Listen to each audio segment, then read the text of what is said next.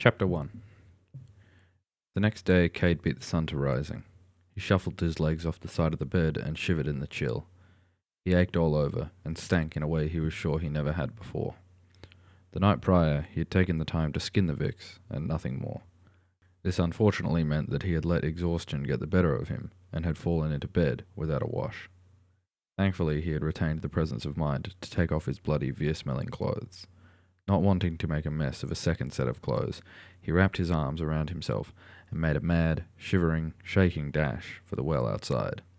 As he worked numb hands to draw the pail up from the well, a few choice expletives escaped his lips in a quiet grumble, bemoaning the Veer, his own stupidity, and all things unfortunate in the world. A few hours later, after a wash that rivaled the incident with the Veer for most harrowing experience of Cade's life, Cade had dressed and was working on reducing a large pile of logs into something burnable. Emmon's joints troubled him greatly, and the warmth of the hearth was all that Cade could do to help him in the colder months of the year. Some time later, as the sun was barely its own height again above the horizon, Emmon shuffled out of the small home they shared and made his way over to where Cade was working. "I must say, Cade, in mere days, I'll surely be the most proud grandfather in all the world." Cade sighed and dropped the head of the axe down and rested it on the toe of his boot. He knew there was going to be some terrible punchline to the statement. Cade wasn't biting. "Not today, old man," he thought to himself. With an evil grin, Cade offered back, "Why, yes, I should think you would." Emmon's face fell into a good-spirited pout. "Oh, come now. You deny an old man is fun." Cade sighed yet again, and in a voice positively dripping with reluctance, asked, "Why will you be proud of me, Granda?" Emmon's face was split with a warm grin. "Well, at the rate you're going, you'll be the only person to single-handedly deforest a whole continent." Cade audibly groaned. "If I didn't live with an old man whose bony ass feels the chill even in the midst of summer, then I wouldn't need all this wood." "How very dare you!" Emmon exclaimed, while brandishing his cane in mock outrage. "This ass is a vital He trailed off and dropped his cane to his side, staring off into the distance. Cade's grin lessened just a fraction as he followed Emmon's eye line out towards the road leading into their small plot of land. Even though Veer sightings were rare in the area Cade lived, they weren't non-existent. Not only this, but Emmon's home was off the main highway, so the only time Cade saw strangers was when he used the road himself to go into the nearest town, almost half a day's walk away. So when Cade saw a single man walking down the road towards their small home, it was decidedly strange. Cade chose to believe that it was then justified that he dropped a rather large block of wood directly on his toe. More surprising, perhaps, was that this didn't elicit even a slight grin from Emmon. He just started off in the direction of the stranger. Cade picked his axe off the ground where he had dropped it, sunk it into the chopping block, and hopped after his Granda. "What is it, Granda?" Cade asked as he reached Emmon. "See the clothes, lad? He's An Vat." Cade looked at the stranger again, and this time saw what his Grandar had.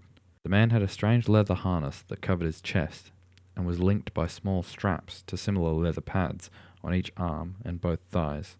Stranger still was that all over the man's body were strips of fabric, wrapped like bandages anywhere the leather wasn't, running down the man's arms and tucking into a pair of dark gloves that appeared to be lined with extremely thick fur. The bandage-like wraps encircled the man's stomach and spiraled down the man's legs to be tucked into a set of heavy-looking boots lined with the same fur. As the man drew closer, Cade noticed that he couldn't see the man's face. The bandages wrapped up over his mouth like a mask, and the man wore a deep green, almost black cloak, with the hood pulled up over his head. This too was lined, if even more thickly, with the same fur that poked out from the boots and the gloves. Though it was undeniably midwinter, the man looked like he was dressed for nothing short of a blizzard. He was clearly a large man, but the layers of clothes gave him a solidity of appearance that Cade had never seen before, though he had heard stories. Emmon had named the man An Vat, one half of a partnership dedicated to the eradication of the Veer. Cade's mind swam with images of powerful warriors fighting twisted monstrosities, of An Vat and An Rapt standing side by side as a bulwark for humanity, patrolling outside of fortress cities where the Veer population was most dense and most in need of culling, of teams sent out to handle Veer threats that had grown too great, or that threatened towns that couldn't protect themselves. This, of course, forced Cade internally to ask the question that Emin was just now asking externally. To thee a greeting.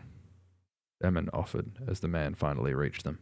And to thee, the man offered back, as was customary, though it was muffled through the mask wrap he wore. What brings you?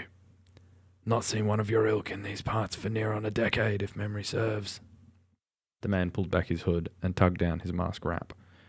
A bushy, rounded beard framed a lightly lined face, though it was hard to tell if the lines were from a life of mirth or sorrow, and his flat expression didn't help the ambiguity. I loathe being the bearer of ill news, but there hasn't been much of the other kind lately. A small grin tinged the corners of his mouth, but such is the way of things, no? Dropping his hand to loop his thumbs through part of the leather harness near his waist, he continued. Need to relocate you. Today. The sect apologizes for the short notice. You're quite out of the way here. We nearly missed you on the initial pass. Emin's mouth started working a few moments before anything audible emerged. Relocate? 'Cause of the Veer? I mean not to tell you how to do your work, Vart, but nobody has seen a Veer this side of the river in a generation. Actually, the word slipped out unbidden, and Cade immediately felt two sets of eyes descend upon him. Between the two men there was upwards of 100 years' experience, and yet their gaze suggested that neither of them had ever been so stupid. Spit it out, boy, Emin demanded from behind a frown. The Anvat stared at Cade, but his expression had returned to the unreadability of before. Cade's shoulders drooped, and he mumbled out a recounting of the previous night, detailing the Veer as best he could to the Anvat, which elicited a small nod. As the story progressed, Emin's face rotated through various shades of surprise, anger, and disappointment. As Cade finished, he spared a glance to his grandar.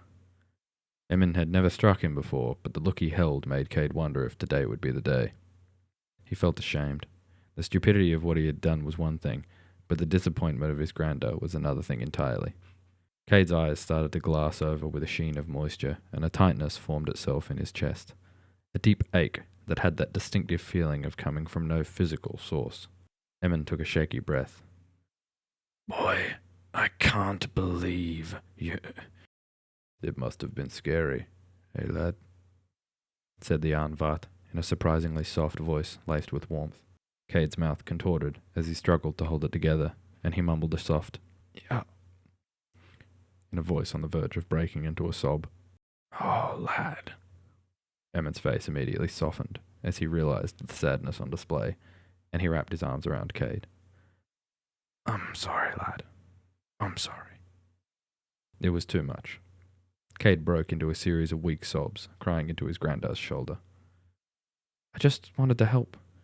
You said we couldn't spare the coin, and I thought if it was a Vix, I could kill it and pay for the vow with the coin from its pelt. Emin squeezed Cade gently. Gods. It's been so long that I forget how it is to be young, but heavens, lad, you could have gotten yourself killed. We can get more money, and we can get more birds. What would I do if I lost you? Cade took a step away and wiped his face with his sleeve, feeling all the worse for having started crying in the presence of a stranger. Not quite sure if it's luck or misfortune that won the day. The stranger started. A week earlier, and I doubt this would have happened. Then again, you're not dead, so hard to say. Veer this side of the river are exceedingly rare, but that's why I'm here. The Scout Corps has lost track of an elder Veer. They think he's heading south, and it's driven a lot of the lesser Veer this way. Could be why you ran into yours, lad. I've lived here for 30 years. Emin gestured over his shoulder with a crooked thumb. We've never had a problem with Veer before. Is this really necessary? Besides, where would we go? As you just heard, we don't have the coin. The stranger huffed a little breath and drew his mouth into a polite smile. He had met this resistance before, it seemed. Yes, sir. It is necessary. If we knew the location of Rashin Dal, we would just leave you to deal with any of the lesser Veer that came this way. We've done this in the past, and normally it isn't a problem. But not knowing where he is, we have to get as many people to a walled town as we can, just in case. Cade saw the sense in it, but had the distinct feeling his grandar wouldn't feel the same. As if on cue, his grandar blustered out his dissent. Sod that. We thank you for your time in coming all this way, but we're not leaving.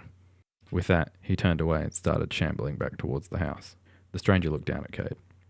I wouldn't be here if it wasn't important. Do you understand, lad? Cade watched his granddad hobble away. I do. And I want to look after him, but where would we go? Cade asked, looking up at the man. Well, I'm on my way to Nearton, so I'll escort you that far. My granddad can't walk that far. Cade's face dropped slightly, and he looked back at his granddad, who still hadn't made it to the house, though it was barely 50 paces distant. We have a cart, though. Can you wait while I collect what we need, and while I convince my granddad? Cade looked at the man in what he hoped was a sufficiently pleading way. The stranger looked to the sun, then back to Cade. I can't. I have to make Nearton and have enough time to come back along the highway to Nearset before dusk. Though if you can make ready to leave, I can return and escort you to Nearset instead. It may be better for you in the end anyway. Nearset will undoubtedly be safer, and they're more used to refugees, so you may be able to find a shelter that isn't full. The chance to find a place that would take them in for a price that they could manage was a relief. Cade perked up instantly and beamed out a wide grin. Thank you, sir. We'll be ready. Promise it. My name is Farlan. You can call me Farlan. Oh, thank you, Farlan, sir. I'll see you soon. Aye, lad. You will.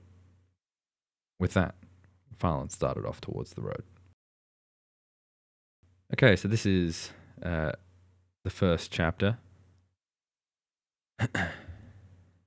So the first problem I've got here is basically a big problem that I have with a lot of the story is that I rush through. I've skipped a lot of details that I don't realize in the moment that I need to include, and then later on, something comes up that causes me to go, I need to pop something about this in previously. So for this bit, I need to put something in there about him concealing the fact that he's got cuts all over his body and things. He obviously doesn't want his granddad to know that he's run into a veer, so there should probably be some effort taken by him before his granddad wakes up to conceal these things. Next, I find it horrific that the joke that Emin makes is something about Cade deforesting a continent. It's not funny in the slightest, and I'm very aware of that. It's just sort of like I couldn't think of something witty at the time, and so that's sort of inserted as a placeholder. But that's this also leads into another problem I have with my dialogue writing is quite bad currently. Sometimes I hit on things that I like, certain differences between characters that I get right, like in the sense that sometimes I manage to make characters not just sound like all variants of myself with my sense of humor and my sensibilities. Like there are moments in this chapter where Farlan does sound like a sort of going about business as usual military type. The way he speaks, and it's somewhat clipped in certain moments and straight to the point about certain things, and he apologizes to someone who he is stronger and more powerful than, in the same way that a lot of military personnel speak to civilians. They just sort of yes sir, no sir, very polite, things like that, even though strictly speaking he doesn't need to do things like that. So I like that there are bits that come through, but yeah, definitely the dialogue is very not natural. So that's something I want to work on. And obviously, if I spend more time on a lot of this, I'll probably be able to work out a great deal of it just by spending more time on it. Because these chapters are just sort of like me in a coffee shop, write out 1,000 words, and then I'm off. So some of it will come with time, some of it will come with concerted effort, and some of it may never come at all. Another problem that I've got is the three classes of quote unquote like power users in this story is Ahn. So this is AHN, Ahn. precedes all of them, because that's the preface relating to anima. So like a sort of like subtraction of the word anima, like animated. Anima is used in this world to mean the soul, and so the preface an is used for all the power users. This is Reese as I sit in front of the editing software. I've just realised that I've left something out, and so this next section is a recording after the fact, just to clarify something. When I initially recorded this, I did make it very clear why an, meaning soul, was then used to denote the power users. It's more or less to do with the fact that the powers in this world are all related to the control or the observation of energy. And in this world, a big sort of contingent fact, a big important fact is that the soul is just considered another type of energy that could be manipulated by these people in the same way. So that's why there's a link between anima, energy, and all the magic users having that term applied to them. So it's just added that in there. But there's Andesim, so Desim, Desim, which is the class of magic user that was responsible for creating the Vir. These are now effectively Nazis in this world. They're hated and reviled and, not good at all. And a sort of kill on sight type deal. And then the two classes that can't create Vir and so aren't a problem for the world and are still allowed to exist are Anrapt, so RAHPT, Anrapt, which is sort of like a bastardization of the word rapt, like to look at something with rapt, to be, like rapture, like to be very intently focused on something. But Anvat, VAAHT, is the third class, and I'm not really happy with that name because, sort of embarrassingly enough, it sounds like fart. And once you think that, you can't unthink that. So I have to change that. That's currently a placeholder. So that's going to have to go. Next is there's a moment where Cade says like, oh, actually, as if, actually I have seen a Vir this side of the river, which reveals that he had, gone out at night and seen a Vir. Immediately after this, the two characters, Farlin and his grandfather, Emin, immediately seem to know, just by the fact that he said actually, that he's done something incredibly stupid, which that is more than they should know, and that's something that they only know because I, the writer, know, so I need to correct that in future. Next, there's a moment where Cade, in my head when I was writing it, I wanted him to be sort of repressing a bit of fear over the fact that, like, I wanted the fight with the Vir to be both disturbing, but also to leave a bit of a, he's very emotional about it because, he fucked up and he did something very stupid and he feels really ashamed about it. And, he nearly died. And it's sort of hard to explain, but there are times, I guess, when you're a kid where you do something that, it hasn't really it isn't so much that it's hurt you or anything.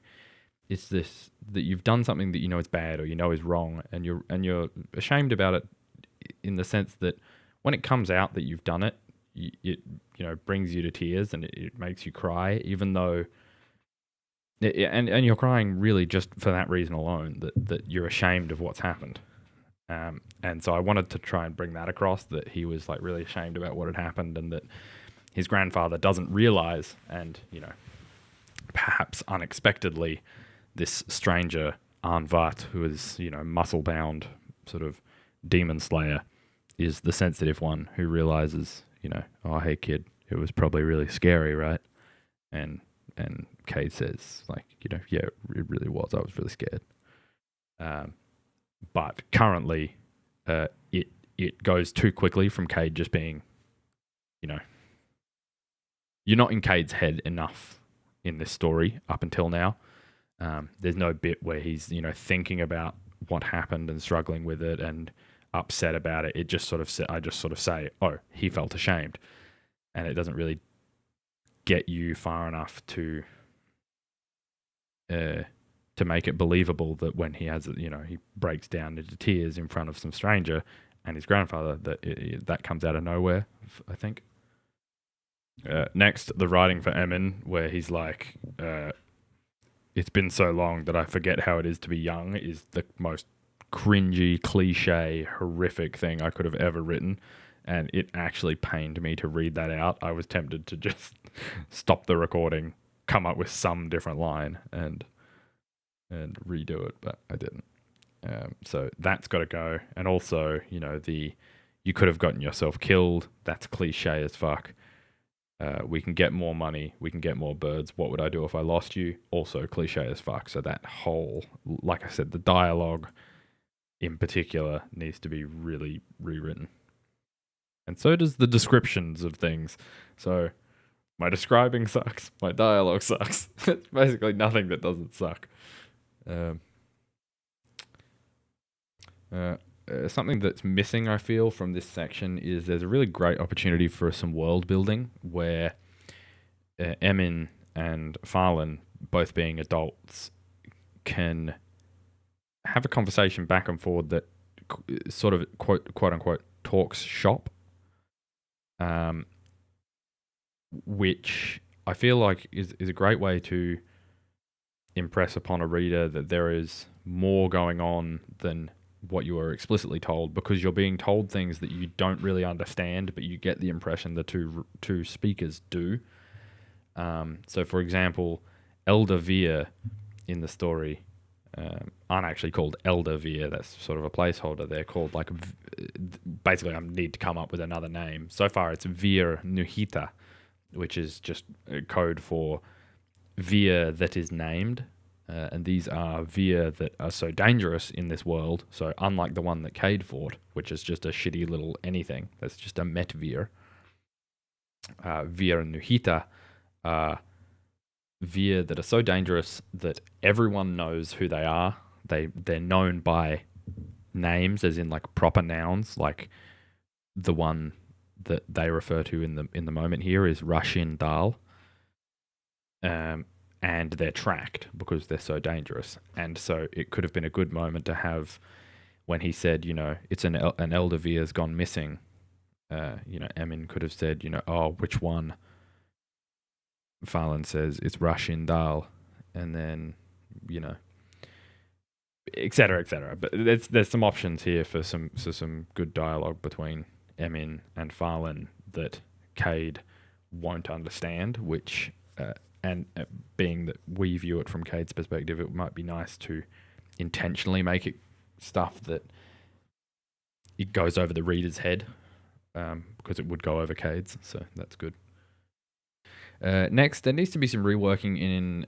there's a bit where basically Emin says, we're not going anywhere, even if... Which it seems now, as I'm reading it back, it seems even stupider than it already does, because this comes just after Cade expresses that he had a run-in with a Veer. And so Emin, you would think, would be like, okay, maybe the fact that we haven't seen a Veer here in a decade isn't so important a detail. But it still needs to retain some sense of Emin doesn't want to go, because I didn't want things to just happen to Cade. I wanted...